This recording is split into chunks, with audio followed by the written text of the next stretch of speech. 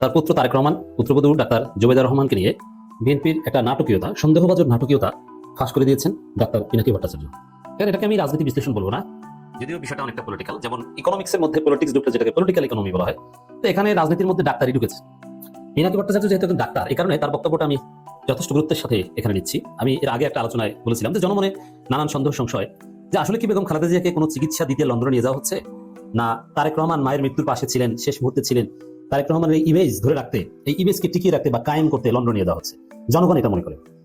অনেকে বলেন যে খালেদা জিয়া আসলে মারা গেছে, ওই তারেক রহমানকে বাঁচানোর জন্য লন্ডনে নিয়ে যাওয়া হচ্ছে, বা 16 ডিসেম্বর ঘোষণা দিবে, এরকম একটা নাটক করছে। কিন্তু আমি আগে রিফ্লেক্ট করেছি, না, এটা আদৌ সম্ভব নয়। কেন সম্ভব নয়? কারণ হচ্ছে এখানে বিদেশি ডাক্তাররা আছে, বিদেশি হসপিটাল, আবার বিএনপিতে এখন ক্ষমতায় নেই যে একদম সবকিছু একজন মৃত্যু মানুষকে জীবিত হিসেবে চালিয়ে দিয়ে নাটক করবে। এটা ক্ষমতাসীনদের পক্ষে অনেকাংশে সম্ভব, কিন্তু বিএনপির পক্ষে এখন এটা আদৌ সম্ভব না। এই জন্য আমি এটাকে গুজব বলেছি যে খালেদা জিয়া জীবিত আছেন অত্যন্ত ক্রিটিক্যাল কন্ডিশনে, তবে লন্ডন নেওয়া হবে। এটাও অবশ্যই ডাক্তারদের একটা সিদ্ধান্ত, আমি সেটাই বিশ্বাস করতে চেয়েছি। কিন্তু পিনাকি ভট্টাচার্যের একটা ফেসবুক পোস্ট জনমনের সন্দেহ আরো বাড়িয়ে দিবে এবং নানান প্রশ্ন জন্ম নিচ্ছে। একই সাথে বিএনপির যে ভারসাম্যহীন আচার আচরণ, সেগুলো মিলে যাচ্ছে, মানে দুই চার মিলে যাচ্ছে, সন্দেহ সংশয় বাড়ছে। যেমন ডাক্তার জুবাইদা রহমান দেশে অলরেডি এসেছেন। আমি যখন আলোচনা করছি তার মিনিমাম কয়েক ঘন্টা আগে ডাক্তার জুবাইদা রহমান বাংলাদেশে এসে পৌঁছেছেন এবং এয়ারপোর্ট থেকে সরাসরি এভারকেয়ার হসপিটালে চলে গেছে। কিন্তু একদিন আগে সংবাদ সম্মেলনে মির্জা ফখরুলকে যখন জিজ্ঞেস করা হয়েছিল ডাক্তার জুবাইদা রহমান আসবেন কি নাকি, তখন তিনি ক্ষিপ্ত হয়ে গিয়েছেন এবং চেতে গিয়েছেন। হ্যাঁ, এটা আপনার কি বলছেন? এটা মানে সাংবাদিকদের উপর প্রচন্ড রাগ। কারণটা কি? তাহলে কি মির্জা ফখরুল জানেন না? মির্জা ফখরুলকে কি তারেক রহমান পরিবার সম্পর্কে বা এগুলো সম্পর্কে তথ্য দেওয়া হয় না? আর তথ্য দেওয়া না হলে মির্জা ফখরুল সংবাদ সম্মেলনে এইসব বিষয়ে কথা বলছেন বা কেন?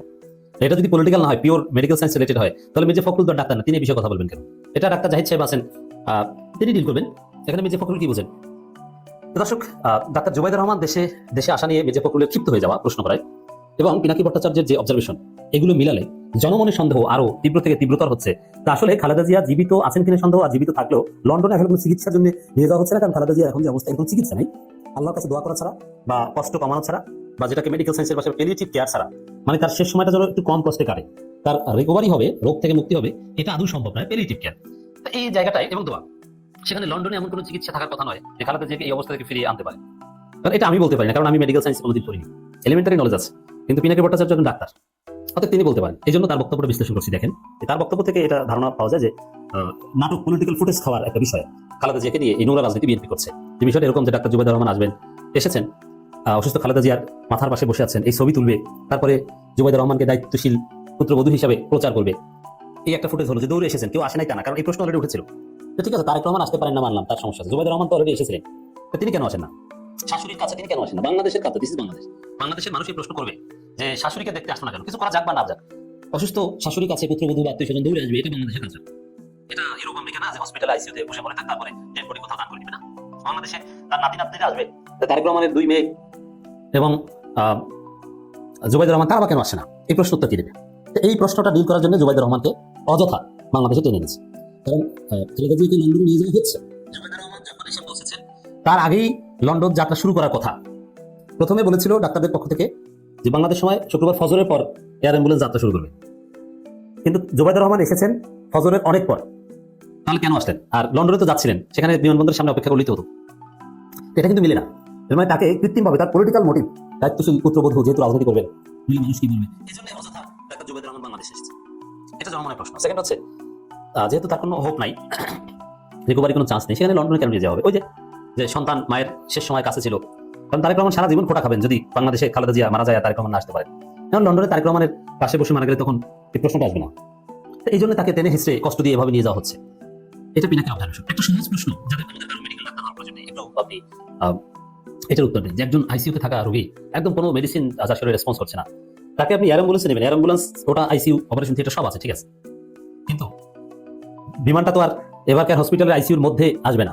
তাকে বের করে কিছুক্ষণের জন্য অত্যাধুনিক সুযোগ সুবিধার বাইরে ওই সময়টার মধ্যেই তো কোনো একটা অঘটন ঘটে যেতে পারে। আবার সেই লন্ডনে বিমানবন্দরে নেমে তারপর হসপিটাল পর্যন্ত যেতে হবে, এই সময়টাতে তো কোনো অঘটন ঘটে যেতে পারে। এখন এতটা ক্রিটিক্যাল সিচুয়েশন, তো এখানে লন্ডনে এটা পলিটিক্যাল মোটিভ আছে বলে মনে করা হচ্ছে।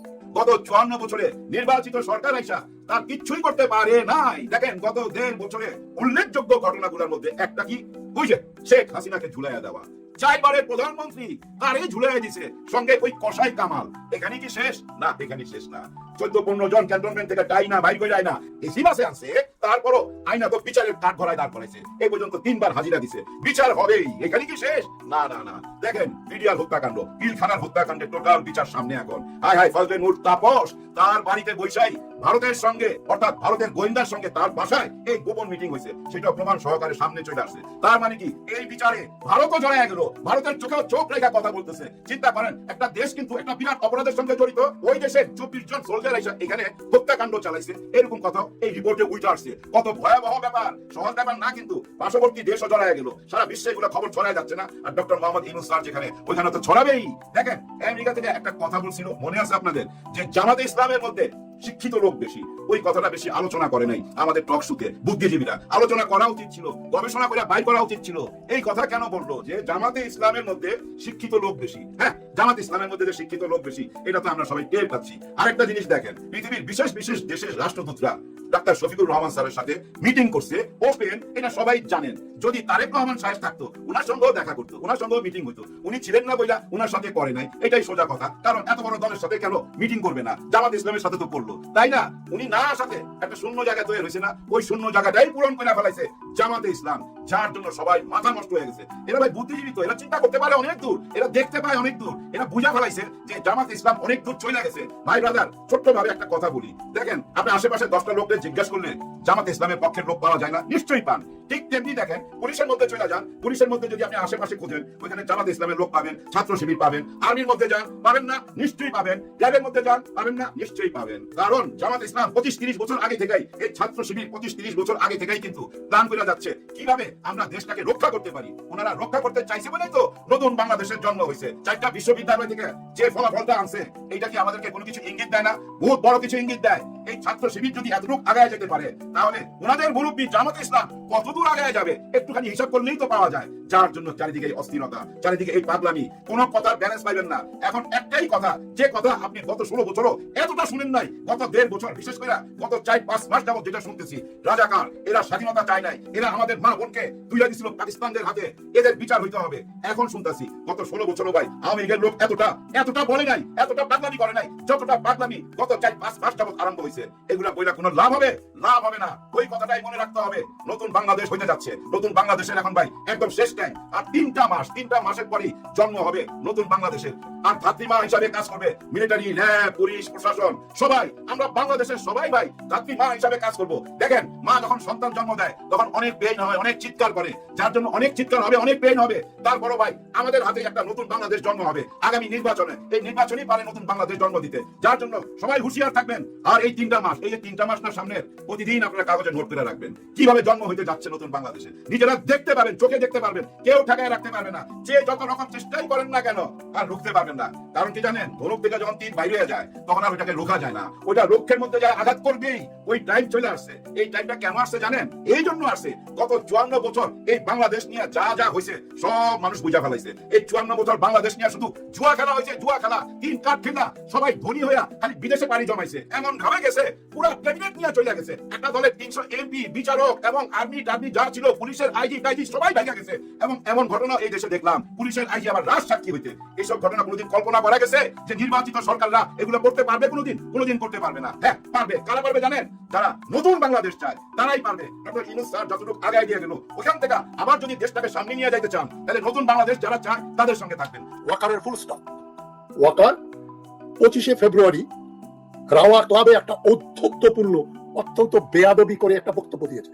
তার বডি ল্যাঙ্গুয়েজ এবং কথাবার্তার ভাবসাব এবং যেটা বলেছেন সবকিছুর জন্যই তার বিচার হওয়া উচিত। ওয়াকারুজ্জামান সেখানে বলেছিলেন 25শে ফেব্রুয়ারি ছিল বিডিআর হত্যা দিবস। তিনি সেখানে যে অধ্যত্বপূর্ণ ভাষায় বক্তব্য দিলেন, তার মধ্যে কথা হচ্ছে বিডিআর এর সৈন্যরাই তাদের বিভিন্ন অভাব অভিযোগের জন্য, বিভিন্ন গ্রেভেন্সের জন্য তারা 57 জন সেনা অফিসারকে হত্যা করেছিল। এটা যে সর্বৈব মিথ্যা। এর বিপরীতে যে প্রচুর তথ্য আমরা সেই ফেব্রুয়ারি 2009 সালে আমরা পেয়েছি, যে সেখানে তাপস এবং বিডিআর এর কিছু পেটি অফিসার, নন কমিশন অফিসার, তারা দায়ী ছিল, যাদেরকে হাসিনা শেরাটন হোটেল থেকে লাঞ্চ এনে গণভবনে খাওয়ালো, লগ বুকে সাইন না করে যারা হাসিনার সঙ্গে দেখা করে আবার ফিরে গেল। হাসিনার home minister Sahara Khatun BDR হেডকোয়ার্টারে গেলেন, ঘুরে টুরে আসলেন, তখন হত্যাকাণ্ড চলছিল। যাই হোক, হাসিনার সম্পৃক্ততা আছে, এই ব্যাপারে কোনো সন্দেহ নেই। তবে ওয়াকারুজ্জামান যেটা বললেন, বিডিআর সৈন্যরাই অফিসারদের হত্যা করেছিল, ফুল স্টপ, এর উপরে আর কথা বলা যাবে না। আমি একটা প্রোগ্রামে বলেছিলাম, সরকার বিডিআর ম্যাসাকারের উপর ইনকোয়ারি কমিশন করে ইনভেস্টিগেট করছে।